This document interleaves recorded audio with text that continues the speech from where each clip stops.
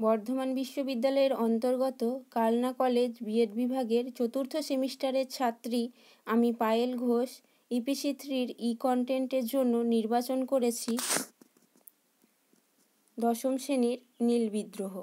তাহলে প্রথমেই জেনে নেওয়া যাক নীল কি। নীল হলো গুল্ম জাতীয় এক প্রকারের উদ্ভিদ। এর বৈজ্ঞানিক নাম ইন্ডিগোফেরা টিনটোরিয়া। এই উদ্ভিদ থেকে প্রাকৃতিক নীল রং উৎপাদন করা হয়, তাই এটি একটি অর্থকারী ফসল। নীল বিদ্রোহ। নীল বিদ্রোহের সূচনা হয় 1859 সালের ফেব্রুয়ারি-মার্চ মাসের দিকে। 19 শতকের শেষের দিকে নীল চাষ অর্থনৈতিকভাবে বিশেষ লাভজনক না থাকার দরুন চাষিরা নীল চাষ না করে ধান পাট চাষ করতে চান, কিন্তু নীলকর সাহেবেরা নীল চাষিদের ওপর ব্যাপক অত্যাচার দমনপীড়ন নামিয়ে তাদেরকে নীল চাষ করতে বাধ্য করে। এর বিরুদ্ধে চাষিরা সংঘবদ্ধ হয়ে আন্দোলন শুরু করে। এই আন্দোলন নীল বিদ্রোহ নামে পরিচিত। বৈশিষ্ট্য। নীল বিদ্রোহ অন্যান্য কৃষক বিদ্রোহের থেকে একটু আলাদা। এই বিদ্রোহের বিভিন্ন বৈশিষ্ট্য থেকে তা স্পষ্ট। প্রথমত, এটি জমিদার মহাজন বিরোধী নয়। এখানে নীল চাষিদের মূল লক্ষ্য ছিল অত্যাচারী ও ব্যভিচারী নীলকর সাহেবদের বিরোধিতা করা। দ্বিতীয়ত, কোনো কৃষক বিদ্রোহে এই ধরনের বৈপ্লবিক কর্মসূচি আগে গৃহীত হয়নি। জোর করে নীল চাষের বিরুদ্ধে হিন্দু মুসলিম কৃষকের শপথ ছিল, মরব তবু নীল বুনব না। তৃতীয়ত, শুধু চাষি নয়, ছোট ছোট জমিদার ও সচ্ছল রায়ত নীলকর সাহেবদের অত্যাচারের বিরুদ্ধে এই বিদ্রোহের নেতৃত্ব হাতে নিয়েছিল। এখানে ছবির মাধ্যমে দক্ষিণবঙ্গের একটি নীল উৎপাদন কেন্দ্রের চিত্র তুলে ধরা হলো। নীল বিদ্রোহের কারণ। প্রথমত, বাংলার দরিদ্র কৃষকদের ধান চাষের জমিতে জোর করে নীল চাষ করাতো নীলকর সাহেবেরা।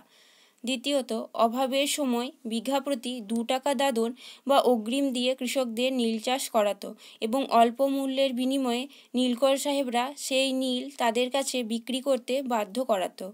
তৃতীয়ত, নীল চাষে অনিচ্ছুক কৃষককে নীলকুঠিতে ধরে এনে চামড়া জড়ানো চাবুক দিয়ে পেটানো হতো। এই চাবুকটির নাম ছিল শ্যামচাঁদ।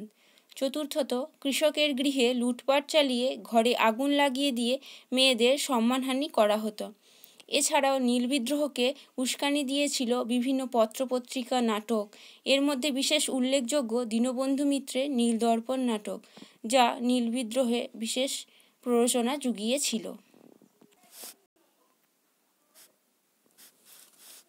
এবারে দেখে নেওয়া যাক কোন কোন অঞ্চলে নীল বিদ্রোহ সংগঠিত হয়েছিল। এখানে মানচিত্রের মাধ্যমে তা তুলে ধরা হলো।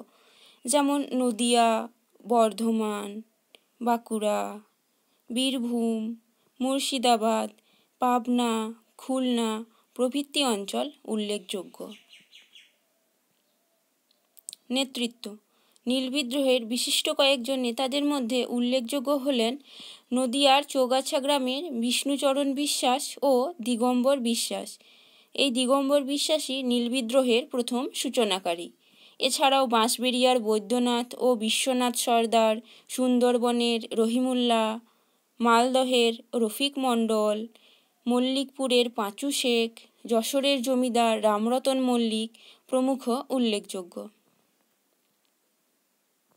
মূল্যায়ন। নীল বিদ্রোহ অনেকটাই সফল বলা চলে, কারণ সফল কৃষক বিদ্রোহ রূপে এই বিদ্রোহে নীল চাষিদের জয় হয়। 1860 খ্রিস্টাব্দের 31 ডিসেম্বর বাংলা ছোটলার জেফ্রি গ্রান্ট 5 সদস্যকে নিয়ে নীল কমিশন গঠন করে। তদন্তের পর জানান নীল চাষ নীতিগতভাবে ক্ষতিকর ও ভ্রান্ত। 3 কাঠিয়া প্রথা বা বিঘা প্রতি 3 কাঠা জমিতে নীল চাষ করার জন্য ধার্য হয়। সমস্ত দমনমূলক নীল আইন বাতিল হয় ও নীল চাষি নীলকর সাহেবদের এলাকা থেকে বিতাড়িত হয়। অমৃতবাজার পত্রিকার মতে নীল বিদ্রোহ দেশের লোককে সংঘবদ্ধ রাজনৈতিক আন্দোলনের শিক্ষা দিয়েছিল। এটি ছিল ঔপনিবেশিক শোষণের বিরুদ্ধে প্রথম সচেতন ও সংঘবদ্ধ গণ আন্দোলন। হরিশ্চন্দ্র মুখার্জি হিন্দু পেট্রিয়টে নীল বিদ্রোহকে জাতীয় বিদ্রোহ রূপে আখ্যা দেন।